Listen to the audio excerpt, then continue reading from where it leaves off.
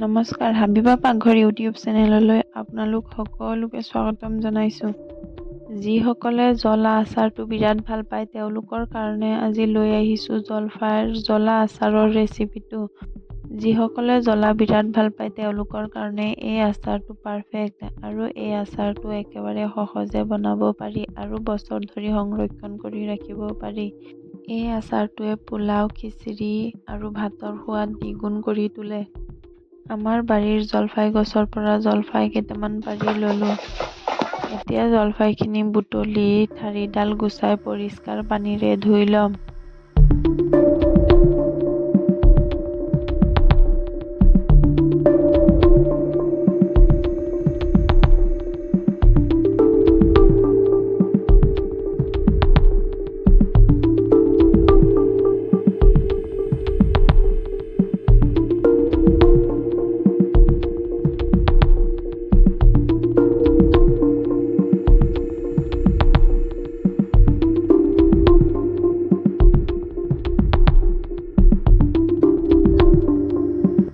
ভালকৈ ধুই চালনীত ৰাখি দিম যাতে ধোৱা পানীখিনি সৰি যায়।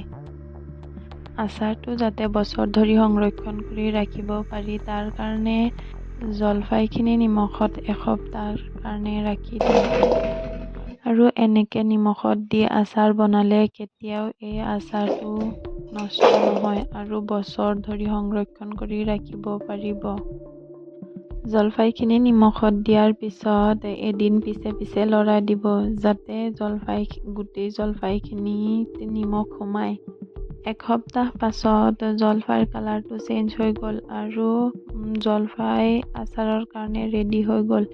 এতিয়া নিজৰ পচন্দ অনুযায়ী জলফাইখিনি কাটি ল'ব।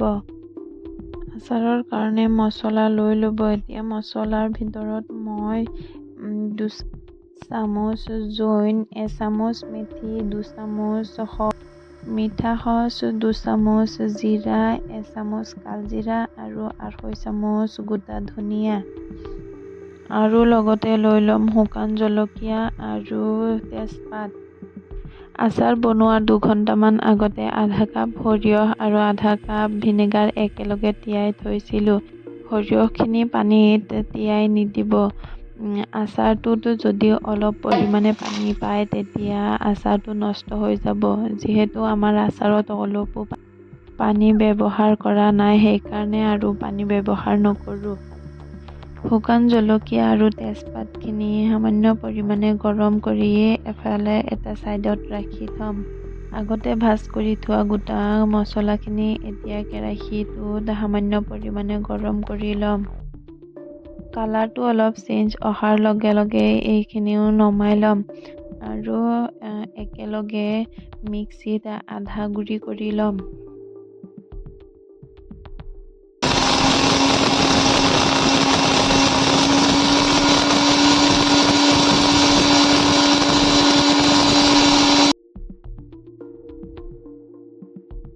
আমাৰ চিক্ৰেট মছলাটো ৰেডি হৈ গ'ল। এফালে কেৰাহীটো বহুৱাই ইয়াতে 1.5 কাপ সৰিয়হৰ তেল লৈ ল'ম। ইয়াত বেলেগ তেল ব্যৱহাৰ নকৰিব, ইয়াত সৰিয়হৰ তেলে ব্যৱহাৰ কৰিব লাগিব। আৰু এতিয়া বলক আচাৰটোলৈ আহোঁ। এতিয়া আচাৰত আগতে আধা গুৰি কৰি থোৱা মছলাখিনি দি দিম আৰু ভিনেগাৰ আৰু সৰিয়হখিনি একেলগে মিক্সিত আধা পিহি ল'ম আৰু এইখিনি আচাৰত দি দিম। আৰু এই আচাৰটো বনোৱা সময়ত ইয়াত আমি নিমখ ব্যৱহাৰ কৰিব নালাগে। যিহেতু আমি এসপ্তাহ সময় এই গোটেই জলফাইখিনি নিমখত ৰাখিছিলোঁ সেইকাৰণে আমি নিমখ ব্যৱহাৰ নকৰোঁ। আৰু দি দিম 2 চামুচ ৰঙা জলকীয়া গুড়ি আৰু 1 চামুচ হালধি গুড়ি।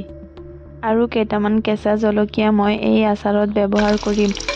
কেঁচা জলকীয়া ব্যৱহাৰ কৰিলে তেলত আগতে ভাজি ল'ব লাগিব, নহ'লে কেঁচা জলকীয়াৰ পানীখিনিয়ে আচাৰটো নষ্ট কৰি দিব পাৰে।